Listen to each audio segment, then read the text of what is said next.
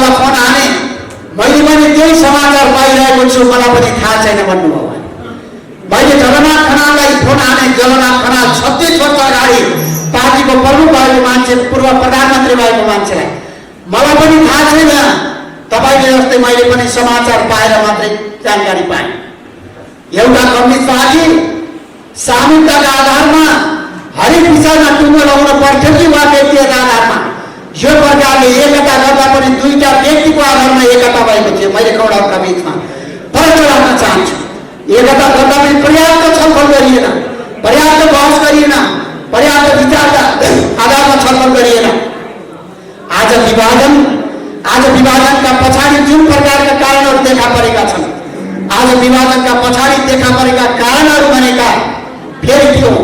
न पार्टीभित्र विचारका आधारमा कुनै छलफल भयो, न पार्टीमा विधिका आधारमा पार्टी सञ्चालनका कुनै प्रक्रियाहरू अगाडि बढेनन् र हुँदा यस्तो प्रकारको स्थिति आयो कि न पार्टीको बैठक बस्छ, न सरकार र पार्टीको बीचमा न्यानो सम्बन्ध छ, न पार्टीका घोषणा पत्रको आधारमा सरकार चल्ने गर्छ। यो प्रकारको अवस्था आयो र अहिले पार्टी एक प्रकारले विभाजनको अवस्थामा आइपुगेको छ। यो विभाजनको अवस्थामा आइपुगेको सन्दर्भमा आज दुईटा कुराहरू अलि बेसी उठेको म कौडालाई प्रश्न पार्न चाहन्छु। आज दुईटा कुरा,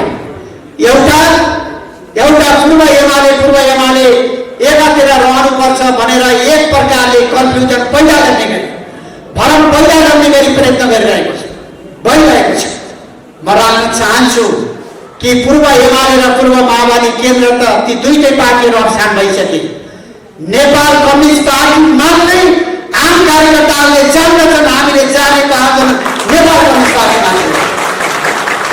हामीले पूर्व के थियो भनेर खोज्दै जान्थ्यौँ भने एमाले भन्दा अगाडि नेकपा मार्क्सवादी थियो।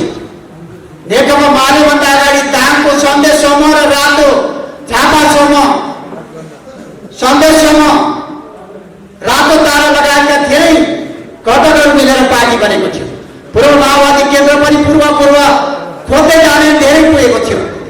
यदि पूर्व खोज्दै जाने कुराको समाधान हो भने जीव विज्ञानले के मान्दछ? जीव विज्ञानले मानिसका पुर्खा बाँदर थिए भनेर मान्दछ। यदि पुर्खाको खोजी गर्दै जाने हो भने हामीले हाम्रो पुच्छर हराएकोमा चिन्ता गरेर रुनुपर्ने अवस्था आउन सक्छ। हामीले पूर्वतिर खोज्यौँ भने मानिसका पुर्खा बाँदर थिए, बाँदरको त त्यति लामो पुच्छर छ। लामो पुच्छर नभए पनि छोटो पुच्छर त हुनु पर्थ्यो भन्दा पुच्छर नपाएकोमा हामीले सत्ता मान्नुपर्ने अवस्था आउँछ। यसकारण पूर्व खोज्ने होइन, आज आन्दोलनकारीले आज वर्तमानको रक्षा गर्छन् र भविष्यमा आम नेपाली जनतालाई विजयको मन्दिरमा पुर्याउने गरी राजमार्ग खडा गर्छन् र त्यो राजमार्गमा अगाडि बढ्छन्, पछाडि फर्कदैन। नेपाल कम्युनिस्ट पार्टी कदापि पछाडि फर्कदैन, यो पार्टी निरन्तर अगाडि बढ्दछ। अर्को भनिएको छ कुरा त ठिकै हो, मानव नेपाल जगन्नाथ खनाल लगायतकाले उठाएको कुरा त ठिकै हो, तर त्यहाँ प्रचण्ड अध्यक्ष हुनुहुन्छ। प्रचण्डलाई कसरी मानेर जाने? आज यो प्रकारले पूर्व एमाले भित्र कन्फ्युजन पैदा गर्ने प्रयत्न गरिएको छ। म भन्न चाहन्छु कि कमरेड केपी ओली सहितै पुष्पकमल दाहाल प्रचण्ड अध्यक्ष हुनुहुन्थ्यो। त्यो बेला यदि अध्यक्ष हुन बेठिक थियो भने बेठिक काम किन निर्णय गर्नुभयो कमरेड केपी ओली? यसको सम्पूर्ण जिम्मा कमरेड केपी ओली आवश्यक थियो। यदि पुष्पकमल दाहाल प्रचण्ड अध्यक्ष हुन सही थियो भने आज पेसै भनेर आज प्रश्न उठाउने कुराको कुनै तुक रहँदैन, कुनै औचित्य रहँदैन, कुनै साङ्गतिक कारण। यसकारण यस प्रकारले आन्दोलनमा एउटा विभाजनकारी तर्कहरू अगाडि सारेर आन्दोलन जोगिँदैन। आज सामाजिक न्यायका कुरा गरिँदैछ। आज पनि नेपालमा आज श्रमजीवी जनताको अधिकार रक्षाको लागि दलालहरू, माफियाहरू, डोकरसाहरू बाधक बनिरहेका छन्। आज राज्य सत्ताले श्रमजीवी जनताको रक्षा गरिरहेको छ कि दलाल नोकरसाहरूको रक्षाको लागि आज श्रमजीवी जनताको मुक्तिका अभियानहरूलाई निकै पार्नको लागि प्रयत्न गरियो? तथ्य नै बोल्छ, धेरै घटनाहरू नै बोल्छ। इतिहासको समीक्षा गर्दै जाँदा, घटनाको समीक्षा गर्दै जाँदा धेरै कुराहरू प्रष्ट होला।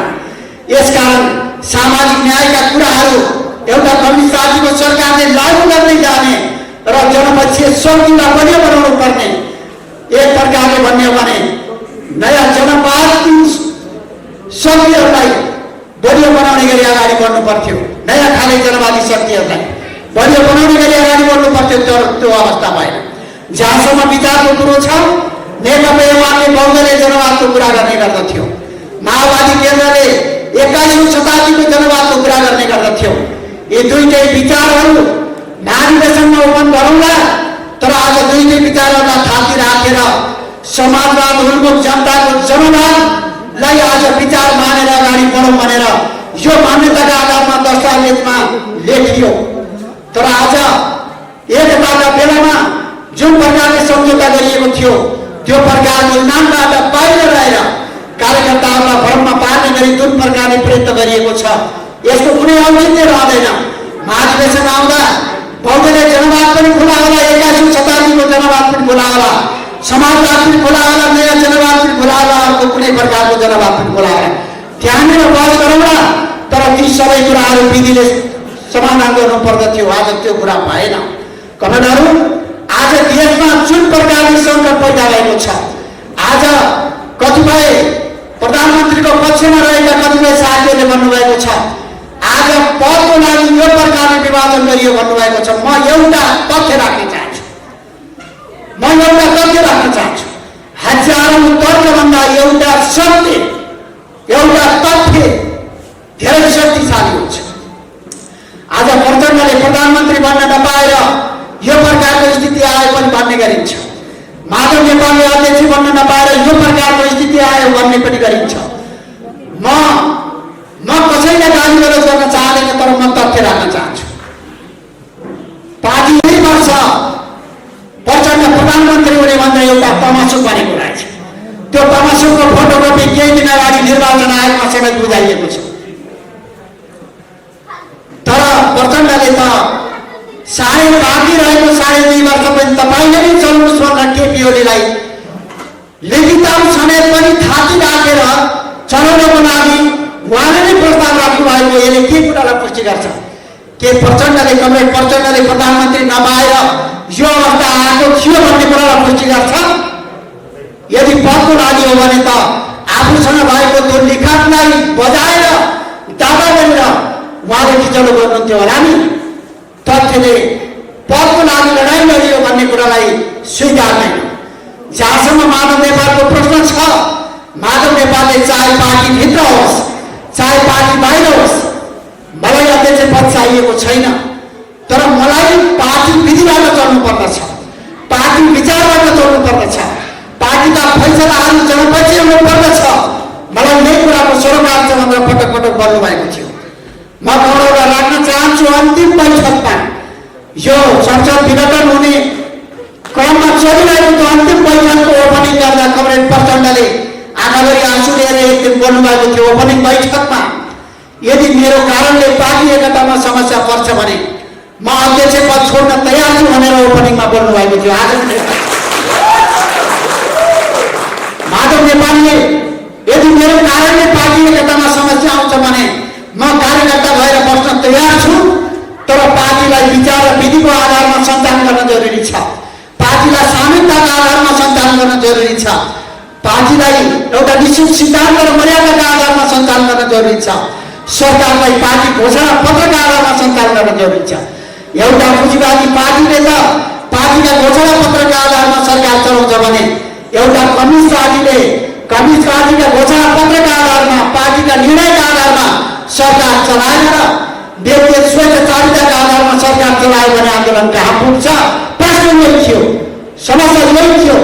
समस्या शोषणमा परिरहेका जनतालाई न्याय दिने कि नदिने कम्युनिस्ट पार्टीको सरकारले, विवेकको माग खेपिरहेका जनतालाई न्याय दिने कि नदिने एउटा कम्युनिस्ट पार्टीको सरकारले, र यसै गरी खान नपाएका, लगाउन नपाएका, उपचार नपाएका, पढ्न नपाएका, रोजगारी नपाएका जनताको जीवनमा परिवर्तन दिने कि नदिने मुद्दा यही थियो। म गौरवलाई भन्न चाहन्छु कि यो मुद्दा पार्टीभित्र उठाउने सवाल ठिक थियो कि बेठिक थियो। हामीले चाहे बच्चाका विरुद्ध आन्दोलन गर्दा होस्, चाहे कम्युनिस्ट पार्टीले राणाका विरुद्ध आन्दोलन गर्दा होस्, चाहे कम्युनिस्ट पार्टीले शाह वंशका विरुद्ध आन्दोलन गर्दा होस्, जहिलेसुकै न्याय एजेन्डालाई उठान गर्यो, जहिलेसुकै जनताको बलियो मुक्तिको एजेन्डालाई उठान गर्यो, जहिलेसुकै सामाजिक परिवर्तनको एजेन्डालाई उठान गर्यो र आज एउटा कम्युनिस्ट पार्टी सरकारमा आइरहेको बेला जनताका एजेन्डालाई कार्यान्वयन गरेन भने कार्यान्वयन कहिले गर्ने? आज प्रश्न यही थियो, आज मुद्दा यही थियो, आज छलफल यही थियो, आज अन्तर्विरोध यही थियो। न प्रधानमन्त्रीको लडाइँ हो, न अध्यक्षको लडाइँ। कमलाहरू, म तपाईँलाई भन्न चाहन्छु, म अहिले पार्टी स्थायी कमिटीको सदस्य छु। मैले पार्टीको स्थायी कमिटी र केन्द्रीय कमिटीको सदस्य छोडेर यदि यो पार्टीको एकता र आन्दोलनको एकता जोडिन्छ भने म 1 मिनट पनि छोड्न तयार छु। म जुनसुकै त्याग गर्छु। यसकारण मुद्दा त जनताका समस्याको मुद्दा हो, जनताको न्यायको मुद्दा हो, परिवर्तनको मुद्दा हो। परिवर्तनको मुद्दा सरकारमा रहँदा कार्यान्वयन गर्दै जाने, सरकार बाहिर रहँदा एजेन्डा उठाउँदै जाने, आन्दोलन गर्दै जाने कुरा थियो। तर आज सरकारमा आएको बेला जुन प्रकारले कार्यान्वयन गर्नु पर्थ्यो त्यो भएन, त्यो भएन। अहिले पनि जनताहरू गाउँमा जाँदा अहिले पनि खान नपाएका समस्याहरू, लगाउन नपाएका समस्याहरू, उपचार नपाएका समस्याहरू, पढ्न नपाएका समस्याहरू, सानो बास आवास नपाएका समस्याहरू जनताको आज हामीले सुन्न परिरहेको छ। एउटा कम्युनिस्ट पार्टीको बहुमतको सरकारले यी एजेन्डाहरूलाई सम्बोधन गर्न सक्दैन भने हामीले कहाँबाट अपेक्षा राख्न सक्छौँ? मुद्दा यही थियो, कमला विवाद यही थियो, अन्तर्विरोध यही थियो। यसकारण आदरणीय कमलाहरू दाजुभाइ तथा दिदीबहिनीहरू, यही मुद्दाको क्रममा आज संसद विघटन गरेर यो प्रकारको अवस्था उत्पन्न भएको छ। मैले यो विषयमा छोटो छोटो कुरो राखेर आफ्ना कुराहरू सोध्न चाहन्छु। आज प्रधानमन्त्रीले संसद विघटन गर्नुभएको छ। कहीँ पनि संविधानमा संसद विघटनको अधिकार छैन। लामो समय हामीले संविधान सभामा छलफल गर्यौँ। नेपालको विकासको बाधा के हो भन्दा राजनीतिक अस्थिरता, गरिबीको कारण के हो भन्दा राजनीतिक अमलता, नेपाली जनताको गरिबीलाई समाधान खोज्ने गरी, नेपालको विकासलाई अग्रगतिमा लैजाने गरी नेपालमा राजनीतिक स्थायित्व जरुरी छ। यो प्रकारले हामीले लामो समय छलफल गर्यौँ। छलफलबाट एउटा निष्कर्ष बनेको प्रधानमन्त्रीले चाहेको अवस्थामा स्वेच्छाचारी ढङ्गले संसद विघटन गरेर जुन प्रकारले अस्थिरता पैदा गर्ने विगत लामो समयको श्रृङ्खला छ, जबसम्म यसको अन्त्य हुन सक्दैन तबसम्म नेपालमा राजनीतिक स्थिरता सम्भव हुन सक्दैन। सबै पार्टीहरूको बिचमा लामो बहस भएर 5 वर्ष प्रतिनिधि सभा विघटन गर्न नपाउने गरी संविधानमा व्यवस्था गरियो। यदि सरकार बनेको अवस्थामा सरकारले बहुमत प्राप्त गर्न सकेन, प्रधानमन्त्री बनेपछि 35 दिनभित्र त्यसले विश्वासको मत प्राप्त गर्न सकेन भने सरकार भन्दाका बखतको अवस्था पाए संसद विघटनको परिकल्पना संविधानमा गरिएन। तर आज प्रधानमन्त्रीले संसद विघटन गर्नुभयो, संविधान बाहिरबाट विघटन गर्नुभयो। कमलाहरू, म तपाईँका बिचमा एउटा कुरा राख्न चाहन्छु कि यदि संविधानमा नभएको कुरा बाहिरबाट विघटन गर्ने हो भने त्यही कुराले पैदा पायो भने नेपालमा कस्तो प्रकारको अवस्था पैदा होला? संविधानमा नभएको कुरा यदि गर्दै जाने हो भने, यदि नागार्जुनमा बसेको कुनै एउटा पात्रले हामीले जनताको हातमा सुम्पिएको नाचो ठिक ढङ्गले सम्हाल्न नसकेकोले आजका मितिदेखि जनताको नाचो हाम्रै हातमा लिइबसेका छौँ भनेर कुनै तागतमा घोषणा गर्यो भने देशमा कस्तो प्रकारको अवस्था उत्पन्न होला, कुन प्रकारको सङ्कट उत्पन्न होला? आज यो प्रकारले राजनीतिक अस्थिरता पैदा गर्ने गरी, संवैधानिक अस्थिरता पैदा गर्ने गरी, संवैधानिक सङ्कट पैदा गर्ने गरी, एक प्रकारले अम्लता पैदा गर्ने गरी प्रधानमन्त्रीले जुन प्रकारले संसद विघटन गर्नुभएको छ, न यो राजनीतिक हिसाबले पुष्टि हुन सक्दछ, न संवैधानिक हिसाबले पुष्टि हुन सक्दछ, न जनताको चाहनाको हिसाबले पुष्टि हुन सक्दछ। आज कोरोनाको मारमा परेका जनताहरूको उपचारको लागि सरकारले सामर्थ्य देखाउन नसक्ने, तर आज कोरोनाको उपचारलाई पछाएर आज चुनावको उपचार यो प्रकारले आज नेपालमा सङ्कट पैदा भएको छ। आज पार्टीभित्र छलफल बहस गर्न तयार नहुने, लोकतन्त्रको परिभाषा भनेको त फेरि पनि जनताले प्रदान गरेको जनादेशलाई विधिका आधारमा सञ्चालन गरेर जनतालाई घोषणाका आधारमा जीवन परिवर्तन गर्ने कुरा होला नि त लोकतन्त्र भनेको त। लोकतन्त्रको तात्पर्य भनेको चुनाव मात्रै हो। लोकतन्त्रको तात्पर्य संविधान मिचेर गर्ने कार्य हो भने यदि कसैले सनदमा 6 महिनामा चुनाव गर्ने गरी घोषणा गर्यो भने नेपालको अवस्था के होला? यदि संविधान बाहिरबाट प्रधानमन्त्रीलाई जवाब गरेर चुनावको घोषणा गर्ने कुराले वैधता पायो भने फेरि निर्वाचनबाट आउने सरकारले पनि यदि कसैले औँला ठहरायो भने फेरि पनि संसद विघटन गर्नेछ। 6 महिनामा एक वर्षमा मुलुकले त्यही प्रकारको अस्थिरता र सङ्कटको सामना गर्नुपर्नेछ। के नेपाली जनताले यही कुराका लागि परिवर्तन गरेको? के नेपाली जनताले यही कुराका लागि आन्दोलन गरेको? यसकारण मुलुकमा जुन प्रकारले एउटा स्वेच्छाचारिता देखा परेको छ, संवैधानिक अराजकता देखा परेको छ, संवैधानिक सङ्कट देखा परेको छ, विधिको शासनलाई अवहेलना गर्ने सङ्कट देखा परेको छ, यसलाई कदापि न्यायको पक्षमा उभिने योद्धाहरूले कदापि स्वीकार्न सकिँदैन, कदापि स्वीकार्न सकिँदैन। यसकारण म खबरमा भन्न चाहन्छु कि सरकार त आउँछ जान्छ ठुलो कुरा होइन, प्रतिनिधि सभा पनि आउँछ जान्छ ठुलो कुरा होइन, निर्वाचन पनि आउँदा जान्छ ठुलो कुरा होइन। ठुलो कुरा भनेको त जनताका पक्षमा जुन प्रकारले हामीले लोकतान्त्रिक मूल्य र मान्यता उठाउँदै आएका छौँ, जुन प्रकारले विधिको शासनको पक्ष पोषण गर्दै आएका छौँ, जुन प्रकारले संवैधानिक सर्वोच्चताको कुरा उठाउँदै आएका छौँ, जुन प्रकारले कानुनी शासनको कुरा गर्दै आएका छौँ, जुन प्रकारले पार्टीभित्र आन्तरिक जलवायुको कुरा उठाउँदै आएका छौँ, जुन प्रकारले आर्थिक सामाजिक रूपान्तरणको अगुवाई एउटा श्रमजीवी वर्गको पार्टी कम्युनिस्ट पार्टीले गर्न सक्दछ भनेर उठाउँदै आएका छौँ, यो कुरालाई लागू गर्ने सवाल महत्त्वपूर्ण हो, यो कुरालाई पुरा गर्ने सवाल महत्त्वपूर्ण हो। आन्दोलन केवल आजको लागि मात्र होइन, आन्दोलन केवल 2 वर्षको लागि मात्र होइन। भियतनामका योद्धा कमरेड हो ची मिन्हले भन्नुभएको छ, हामी हजारौँ वर्ष लडिसकेका छौँ, आवश्यकता वर्ष भने आज हजारौँ वर्ष लड्न तयार छौँ। कमरेडहरू, नेपाल कम्युनिस्ट पार्टीले, कम्युनिस्ट आन्दोलनले 70 वर्षको लामो लडाइँ गरेको छ।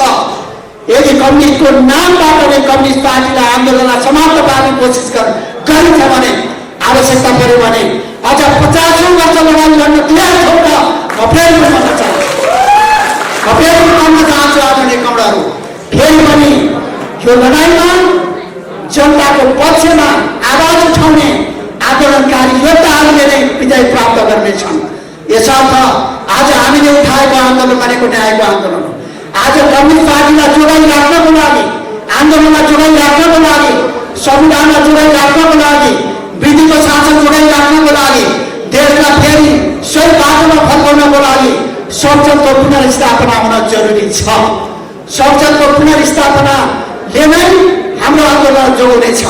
कहिले कतै संविधान बमोजिम जनताले न्याय प्राप्त गरेनन् भने जनताले आफ्नो ठाउँबाट आफ्नो लागि न्यायको खोजी गर्नेछन्। अवश्य जनताले एकपटक हारेका होलान्, 2 पटक हारेका होलान्, तर अबको यो लडाइँमा किमार छ, जनताले हार्नेवाला छैन, किमार छ जनता। यसकारण आदरणीय कमरेडहरू, हामी त्यही प्रकारले उच्च मनोभावका साथ जान जरुरी छ। आज नेपाल कम्युनिस्ट पार्टी, मैले भन्नुपर्छ, कम्युनिस्ट पार्टी भनेको त बहुमत हो। आज 70% कम्युनिस्ट पार्टीका केन्द्रीय सदस्यहरूले संसद पुनर्स्थापनाको पक्षमा आवाज उठाइरहेका छन्।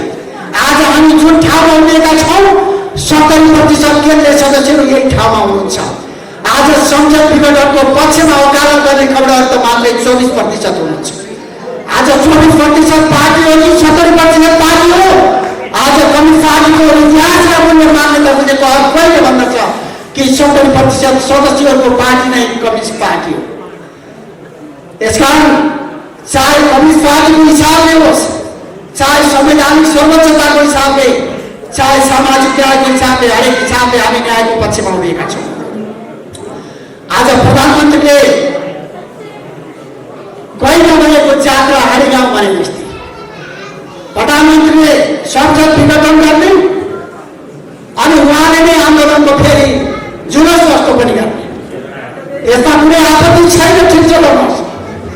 तर यो कस्तो प्रकारको नाटक, यो कस्तो प्रकारको नाटक? कहिले नभएको जात्रा हारीगाउँ भने जस्तो।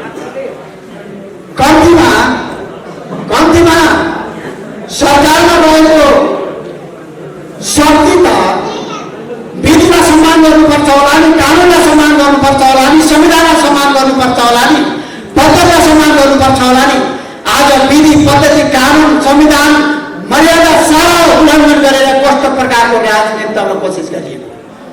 कानुनै नचाहिने, कुनै विधि नै नचाहिने, यही प्रकारको अवस्था अगाडि बढ्दै गयो भने यो देशमा भयानक सङ्कट उत्पन्न हुनेछ, भयानक अस्थिरता पैदा हुनेछ।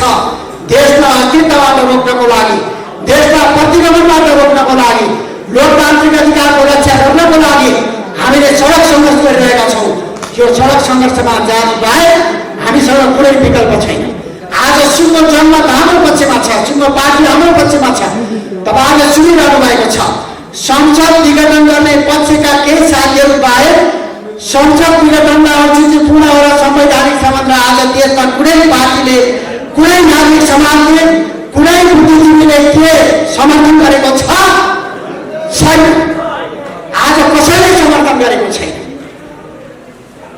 एउटा भनाइ हुन्छ नि, कहिलेकाहीँ के हुने बेलामा कमिलाको पाक पराउँछ, कमिलाको पाक पराउला, तर कमिलाको पाक पराएपछि सबै चिज छिप्पिन्छ। यसकारण मैले गणना राख्न चाहेको कुरा यही हो कि हामी संविधानका उपलब्धिहरूलाई जोगाउन चाहिरहेका छौँ। यदि यो संविधान बाहिरबाट गरिएको अभ्यासले वैधता पायो भने गणतन्त्र सङ्कटमा पर्नेछ, संघीयता सङ्कटमा पर्नेछ, समावेशिता सङ्कटमा पर्नेछ, आर्थिक सामाजिक अधिकारसँग सम्बन्धित मौलिक अधिकारहरू सङ्कटमा पर्नेछन् र संविधानले प्राप्त गरेको समाजवाद उनको गणतन्त्र निर्माण गर्ने बाटो सङ्कटमा पर्नेछ। 70 वर्षको आन्दोलनले विभिन्न उतार चढावबाट प्राप्त गरेका उपलब्धिहरू सङ्कटमा पर्नेछन्। यसकारण कमरेडहरू, म कमरेडमा भन्न चाहन्छु, सङ्कटको बेलामा योद्धाहरूले आफ्नो पहिचान दिने हो। सङ्कटको बेलामा नै योद्धाहरूले आफ्नो पहिचान दिने हो।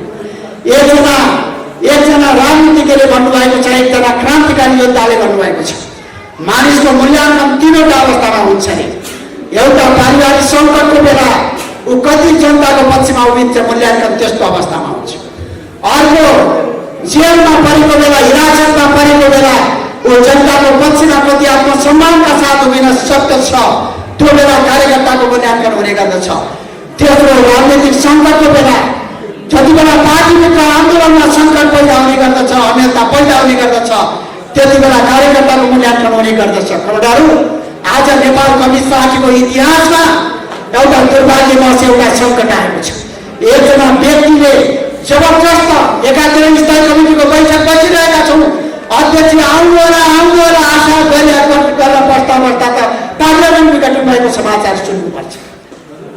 यो प्रकारले प्रधानमन्त्रीको संसद विघटनको कदमले आज देशमा राजनीतिक सङ्कट उत्पन्न भएको छ, अनेकता उत्पन्न भएको छ। यो सङ्कटमा कार्यकर्ताको मूल्याङ्कन हुने गर्दछ, योद्धाको मूल्याङ्कन हुने गर्दछ। यो अवस्थामा तपाईँ कमरेडहरू जुन प्रकारले एउटा अठोटका साथमा उपस्थित हुनुभएको छ, मूल्याङ्कन गर्ने बेला यही हो। यहाँ नआउनुभएका कमरेडहरूलाई पनि कमरेडहरूले फेरि पनि रूपान्तरण गर्नु होला, भेट्नु होला, कुरा बुझाउनु होला र भन्नु होला कि हामी व्यक्ति स्वार्थको लागि आन्दोलनमा लागेको होइन, हामी कुनै कुरा प्राप्तिको लागि आन्दोलनमा लागेको होइन, समतामूलक समाज निर्माणको लागि हो, सामाजिक न्यायको लागि हो, विवेक विरुद्धको लागि हो, समाजवाद उनको गणतन्त्र निर्माणको लागि हो, सभ्य समाज निर्माणको लागि हो। र एक अर्थमा भन्ने हो भने एउटा सबल राष्ट्र, सबल नेपाल र समृद्ध जनताको जीवन निर्माणको अभियानलाई पुरा गर्नको लागि हो। यो कामको लागि फेरि पनि हामीले लडाइँ गर्नु जरुरी छ, फेरि पनि हामीले त्यही प्रकारले आन्दोलनलाई व्यवस्थित गर्न जरुरी छ। विचारमा स्पष्ट कार्यकर्ताहरूको अभियानले नै, विचारमा दृढ कार्यकर्ताहरूको अभियानले नै अवश्य आन्दोलन सफल पार्न सकिनेछ। यसकारण आदरणीय कमरेडहरू, तपाईँले यही कुरालाई बुझेर त्यही प्रकारले आम कार्यकर्ता पङ्क्तिहरूलाई आन्दोलित गर्नु होला, आम कार्यकर्ता पङ्क्तिहरूलाई सचेत बनाउनु होला।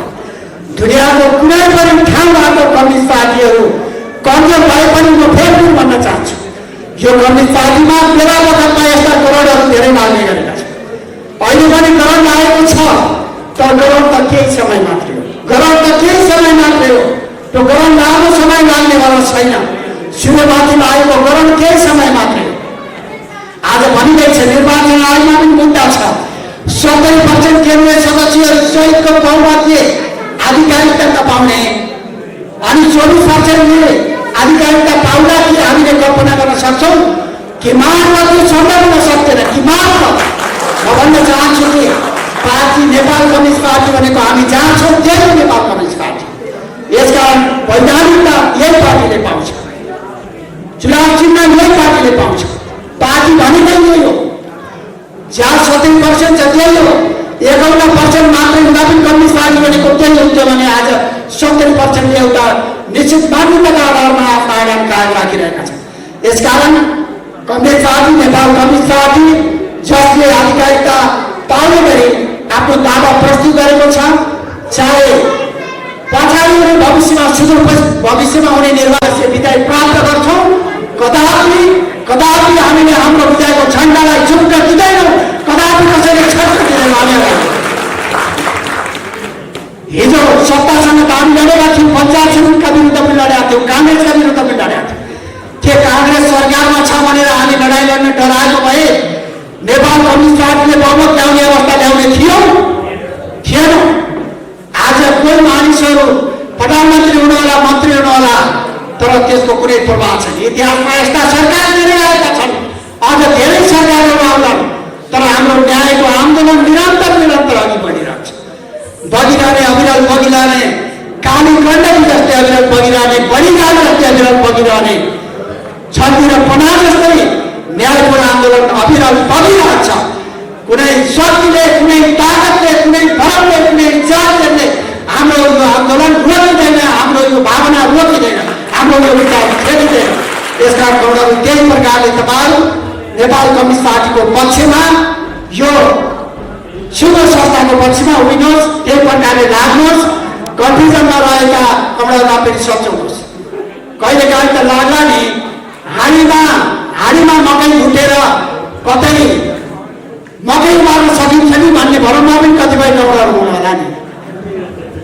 उहाँहरू तातो हाडीमा मकै भुटेर अनि मकै मारेर भुँगा फलाउन खोज्दै हुनुहुन्छ। सम्भव हुन सक्दैन। उहाँहरू न्यायको रुख रोपेर सुन्तला फलाउन खोज्दै हुनुहुन्छ, स्याउ फलाउन खोज्दै हुनुहुन्छ। सम्भव हुन सक्दैन। स्याउ खानको लागि त स्याउकै बिरुवा रोप्नुपर्छ, सुन्तला खानको लागि त सुन्तलाकै बिरुवा रोप्नुपर्छ। उहाँहरूले लोकतन्त्रका मूल्य मान्यता, संविधानको सर्वोच्चता, कानुनको शासन, बहुमतको सरकार आक्रमणको प्रतिपक्ष विधिमा अवहेलना गरिसकेपछि लोकतान्त्रिक मूल्य र मान्यताको वकालत गर्ने नैसर्गिक अधिकार पनि राख्नुहुन्न। यसकारण कमलाहरू हामी सही पक्षमा छौँ। तपाईँले अत्यन्त उच्च मनोभावका साथ आन्दोलनमा लाग्नुहोस्, साथीहरूलाई सङ्गठित गर्ने गरी लाग्नुहोस्। म कमलालाई यिनै कुराहरू राख्दै म अर्को ठाउँमा पनि जानुपर्ने भएकोले म धेरै कुरा राख्न चाहिनँ। कमला शक्तिका विरुद्ध होस्। नेपाली जनताले राजतन्त्रका अवशेषहरूलाई समाप्त पारेर गणतन्त्र स्थापना गरे, जुन कुरा संविधानमा प्रतिबिम्ब गरियो। संविधानमा गणतन्त्र मात्रै प्रतिबिम्ब भएन।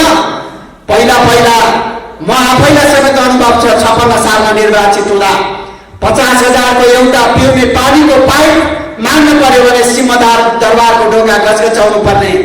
सारा शासन सिंहदरबारबाट सञ्चालित हुने, जनताका बस्तीहरूका समस्याहरू के हुन् भन्ने कुरा सिंहदार दरबारले बुझ्न नसक्ने यो प्रकारको अवस्थालाई रूपान्तर गरेर जनताले नजिकबाट शासन गर्न पाउने गरी, जनताले आफूले निर्वाचित गरेको नजिकका प्रतिनिधिबाट आफूलाई शासित हुन पाउने गरी संहिता स्थापित गर्ने कुरा संविधानमा प्रतिबिम्ब भयो। अर्थात् जनताले आफ्नो लागि आफ्नै ठाउँबाट शासन गर्ने कुरा संविधानमा लेखियो, गणतन्त्रको रूपमा, संहिताको रूपमा लेखियो।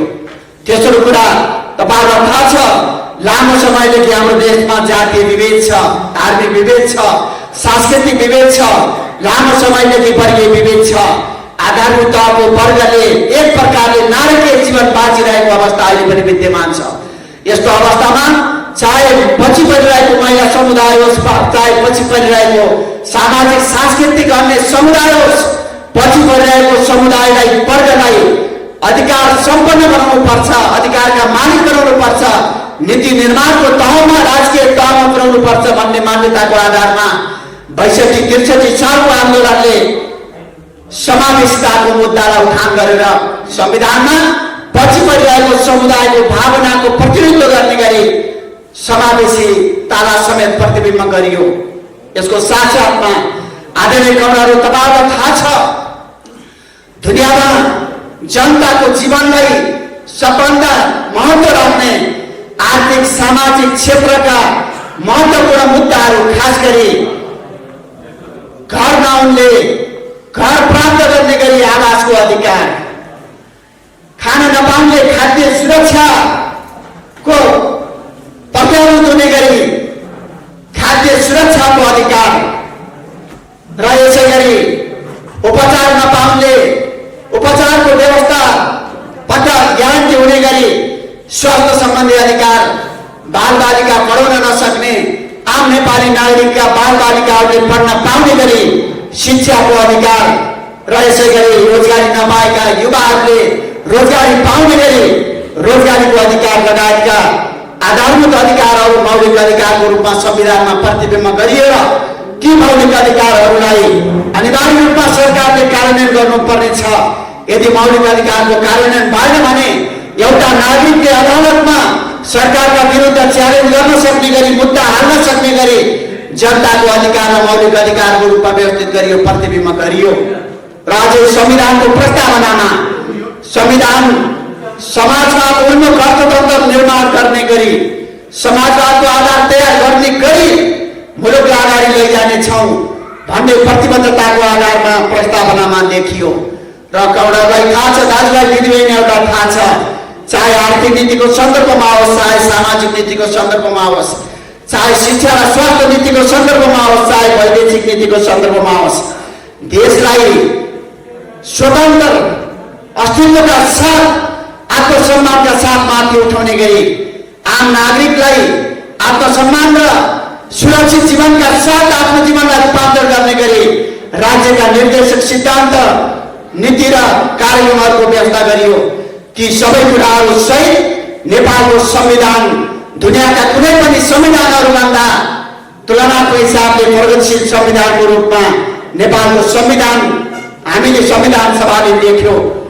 संविधान सभाले संविधान ल्याइसकेपछि हामीलाई लागिरहेको थियो यो संविधान लागू गर्नको लागि फेरि नेपालमा जनपक्षीय सरकारको आवश्यकता पर्दछ, जनपक्षीय प्रतिनिधिहरूको आवश्यकता पर्दछ। यही कारणले आम नेपाली जनताको बिचमा कम्युनिस्ट पार्टीको तर्फबाट हामीले घोषणा पत्र सहित आम जनतामा अपिल गर्यौं कि हामीलाई बहुमत प्रदान गर्नुहोस्। जनताले हामीलाई समर्थन पनि गर्नुभयो। अब हाम्रो अगाडि एउटा अत्यन्तै महत्त्वपूर्ण जिम्मेवारी थियो। हामीले 2074 सालमा आम नेपाली जनताका बीचमा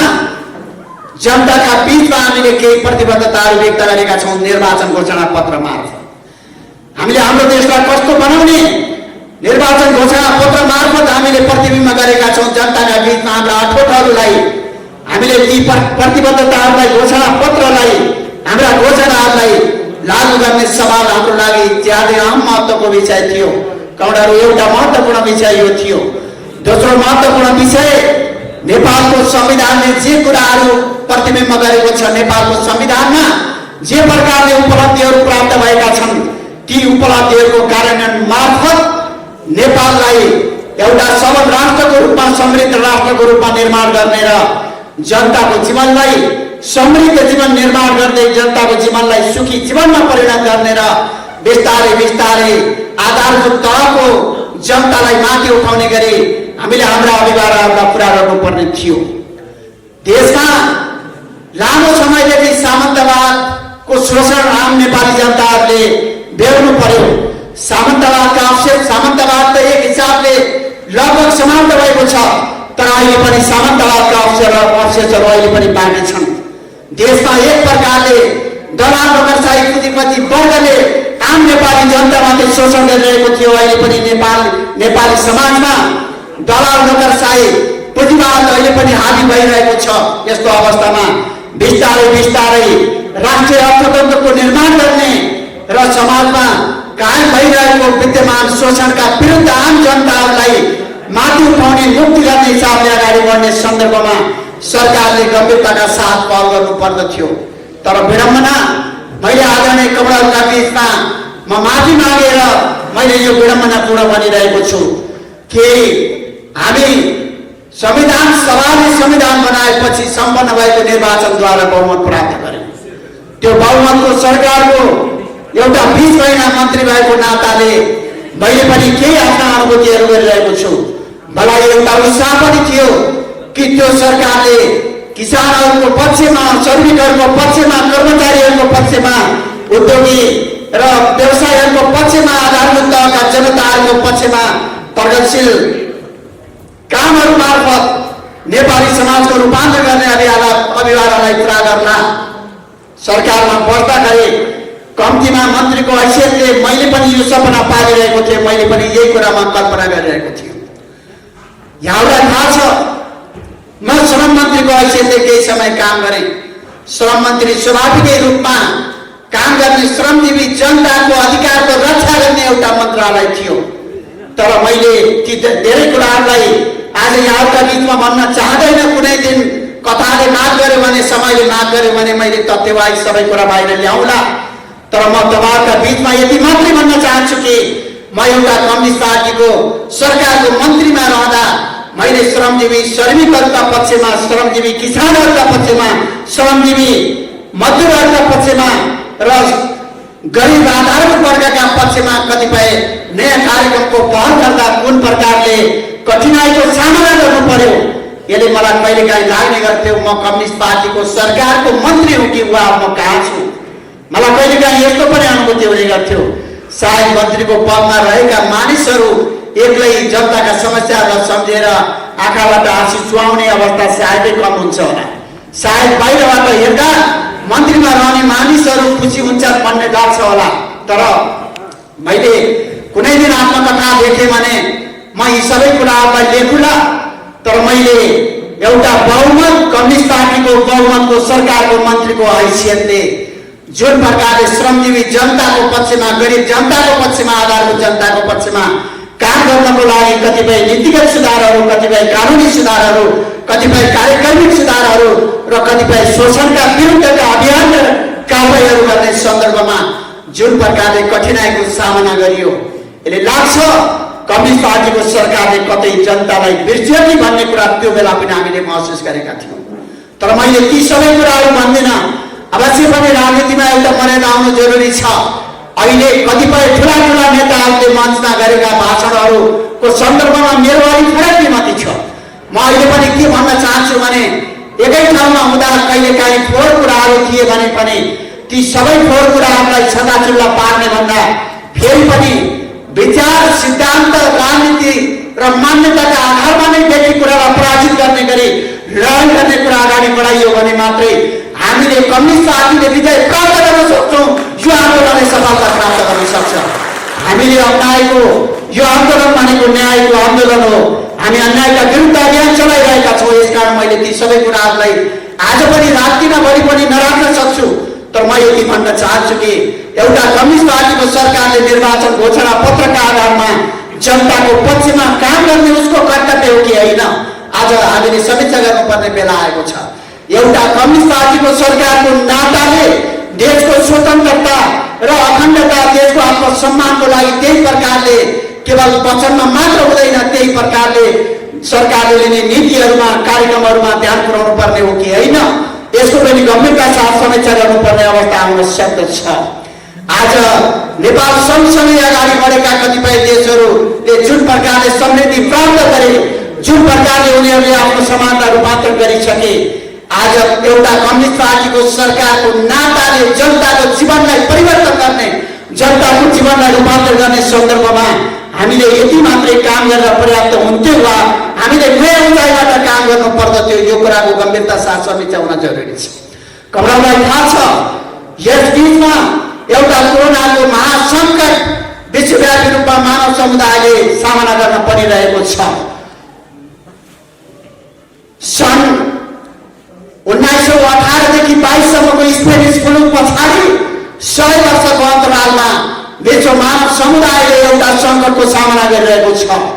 यो बेला आफ्ना देशका नागरिकहरूलाई कसरी बचाउन सकिन्छ, आफ्ना देशका जनताहरूको जीवनको कसरी रक्षा गर्न सकिन्छ। हरेक देशका सरकारहरूले नागरिकहरूको जीवनको रक्षा गर्ने सवाललाई प्राथमिक विषय ठानेर अगाडि बढिरहेका छन्। अमेरिका जस्तो देश, जहाँ ट्रम्प जस्तो एक प्रकारले भन्ने हो भने धतङ्ग राष्ट्रपति भएको अवस्थामा समेत, अमेरिका जस्तो एउटा पुँजीवादी पार्टीको सरकार भएको देशमा समेत पनि निश्चित आयभन्दा कम आय भएका आम गरिब जनताहरूका खातामा सोझै पैसा पठाएर आम नागरिकहरूको जीवन रक्षाको लागि, उपचारको लागि अमेरिका जस्तो देशले समेत पनि कोरोनाको बीचमा आम नागरिकहरूको जीवनको रक्षा गर्ने प्रक्रिया अगाडि बढायो। भारत जस्तो देश जहाँ बीजेपीले सरकार चलाइरहेको छ, बीजेपी कुनै एउटा समाजवादी पार्टी होइन, बीजेपी कुनै एउटा कम्युनिस्ट पार्टी होइन, बीजेपी आधारभूत तहका जनताको सेवा गर्ने पार्टी होइन। तर आज बीजेपी जस्तो पार्टीले समेत पनि आज भारतमा निश्चित आयभन्दा तलका जनताहरूको सोझै बैंक खातामा पैसा पठाएर जनताको जीवन बचाइरहेको छ भने हामीलाई त विश्वास थियो। एउटा कम्युनिस्ट पार्टीको कार्यकर्ताको हैसियतले मलाई व्यक्ति हिसाबले विश्वास थियो। इतिहासमा पहिलो पटक कम्युनिस्ट पार्टीले बहुमत ल्याएको छ। सायद कम्युनिस्ट पार्टीको सरकार गरेको अवस्थामा यो कम्युनिस्ट पार्टीको सरकारले आम नागरिकहरूको जीवनको रक्षा गर्ने सवालमा नयाँ नयाँ कार्यक्रम ल्याउनेछ, आधारभूत वर्गको रक्षाको लागि नयाँ ढङ्गले अगाडि बढ्नेछ भन्ने आशाका साथ हामी त्यही प्रकारले अपेक्षा गरिरहेका थियौँ। तर म दुर्भाग्यका साथ भन्न गइरहेको छु, सरकारले कोरोनाको उपचार सरकारले गर्न सक्दैन, आफ्नो उपचार आफै गर भनेर सरकारले निर्णय गर्यो। म तपाईँहरूलाई सोध्न चाहन्छु, म तपाईँहरूसँग छलफल चलाउन चाहन्छु। एउटा कम्युनिस्ट पार्टीको सरकारले खान नपाएका, लगाउन नपाएका, आवास नपाएका जनताहरू जो 100 वर्षको एउटा गम्भीर सङ्कटको मार खपिरहेका छन्, यस्तो अवस्थामा के आफ्नो उपचार आफै गर्ने कुरा सम्भव हुन सक्दथ्यो? यो मुद्दामा पार्टीभित्र बहस गर्ने कि नगर्ने, पार्टीभित्र यो मुद्दामा छलफल गर्ने कि नगर्ने सवाल यही थियो। यसै गरी एउटा कम्युनिस्ट पार्टीको सरकारले आधारभूत तहलाई माथि उठाउने गरी सरकारका नीति कार्यक्रम र बजेटमा ल्याउनुपर्छ भन्ने सन्दर्भलाई पार्टी स्थायी समितिमा बहस गर्ने कि नगर्ने सवाल यही थियो। कमरेडहरू, एकातिर कम्युनिस्ट पार्टीको सरकार, तर अर्कोतिर श्रमजीवी वर्गले आफूलाई अपमानित महसुस गर्नुपर्ने, चाहे त्यो किसान होला, चाहे त्यो मजदुर होला, चाहे त्यो कर्मचारी होला, चाहे त्यो सेना होला, चाहे त्यो प्रहरी होला, चाहे निमित्त जनशक्ति होला, चाहे सानो सानो उद्योग व्यवसाय गरेको जनता होला, चाहे स्वरोजगारी गरेको व्यक्ति होला, चाहे रोजगारीको खोजीमा प्रवासमा आफ्नो जीवन भौतार्न बाध्य भएको युवा जनशक्ति होला, चाहे नेपालभित्र रोजगारीको खोजी गरिरहेको श्रम शक्ति युवा शक्ति होला, आज त्यो शक्तिले आज के अधिकार प्राप्त गर्नुपर्छ, त्यो शक्तिको जीवन रूपान्तरण गर्ने गरी कार्यक्रम ल्याउनुपर्छ भन्ने सवाल के पार्टीभित्र छलफलको विषय बन्नु पर्दैन थियो? आज यिनै मुद्दाहरूमा पार्टीभित्र केही समय यता बहस चलिरहेको थियो। कम्युनिस्ट पार्टीले लामो समयदेखि जे मुद्दाहरू उठाइरहेको थियो, शोषण विरुद्धको मुद्दा, समतामूलक समाज निर्माण गर्ने मुद्दा, सामाजिक न्यायको मुद्दा, प्रगतिशील मुद्दाहरूलाई कम्युनिस्ट पार्टीले जुन प्रकारले उठान गरिरहेको थियो, आज त्यो कुरा त लागू गर्ने बेला आएको छ भनेर पार्टीभित्र बहस गर्ने र लागू गर्नको लागि कोसिस गर्ने कुरा के यो जायज थिएन? तर पार्टीभित्र छलफलै हुन छाड्यो। तपाईँहरूलाई थाहा छ कम्युनिस्ट पार्टी एउटा कम्युनिस्ट पार्टी कसरी चल्छ? एउटा पुँजीवादी पार्टी त एउटा नेतालाई केवल थापना राखेर मात्रै पनि, एउटा पुँजीवादी पार्टी त एउटा नेताको आदेशले मात्र पनि चल्न सक्दछ।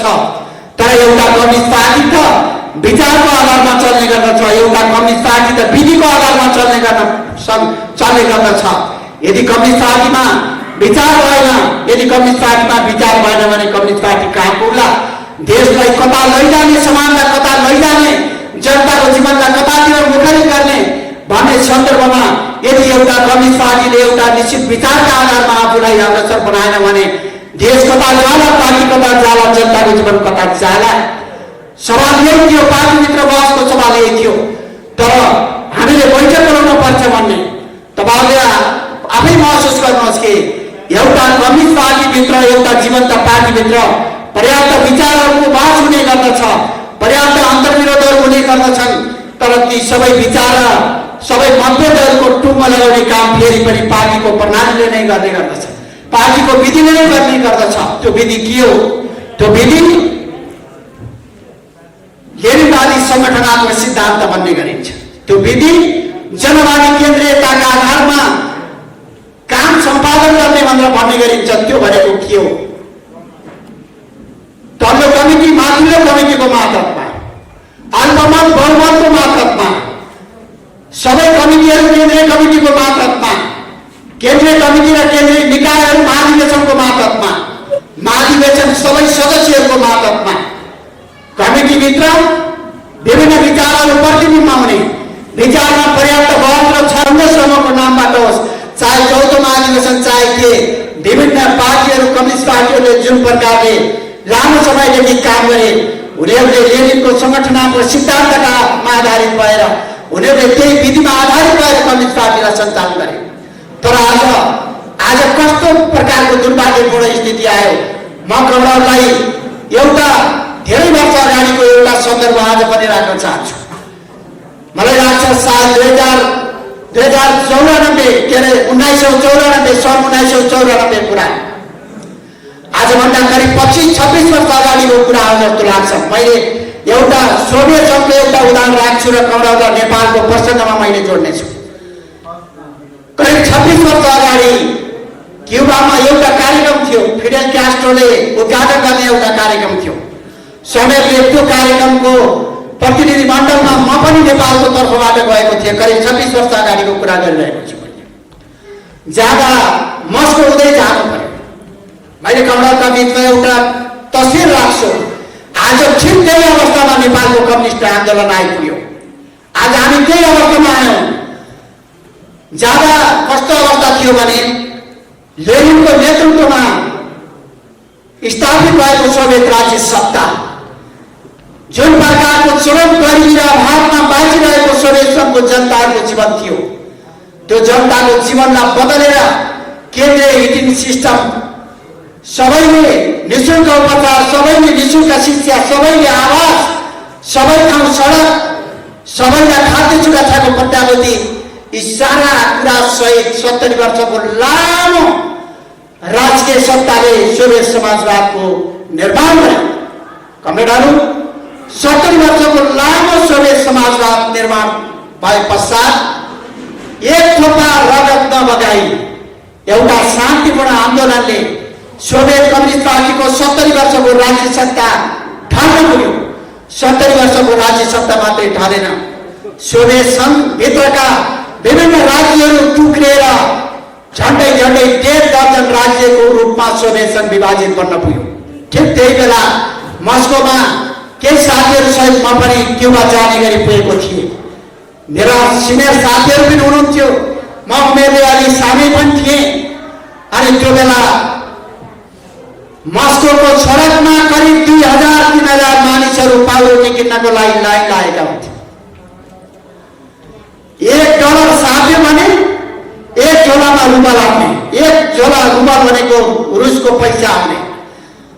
अनि एउटा मुठो साग किन्न पर्यो भने 1 झोला रुबल बोकेर गयो, हातमा 1 मुठा साग बोकेर गयो। त्यो अवस्था थियो जान। अनि हामीलाई अचम्म लाग्यो सोभियत सङ्घको अवस्था, यत्रो सम्पन्न सोभियत सङ्घ, जति बेला सोभियत सङ्घ संसारका दुईटा शक्तिशाली देशभित्र एउटा शक्तिशाली देशभित्र पर्थ्यो। टु पोलार, दुई ध्रुवीय विश्व भनेर भन्ने गरिन्थ्यो। एकातिर अमेरिकी ध्रुव, अर्कोतिर सोभियत ध्रुव भन्ने गरिन्थ्यो। एउटा आणविक हतियारको प्रयोगले 1 मिनेटमा पृथ्वीलाई दर्दनौँबाट ध्वस्त पार्ने सैन्य, त्यो प्रकारको आणविक शक्ति र करोडौँ सैन्य शक्ति भएको सोभियत राज्य सत्ता, सोभियत कम्युनिस्ट पार्टीको राज्य सत्ता किन शान्तिपूर्ण आन्दोलनले अनायासै ढल्न पुग्यो?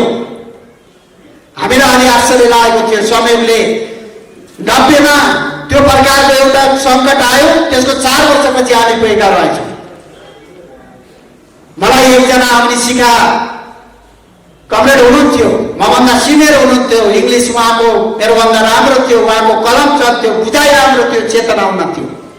उहाँले मलाई भन्नुभयो, अरू सबै साथीहरू घुम्न जाने भन्नुभएको छ।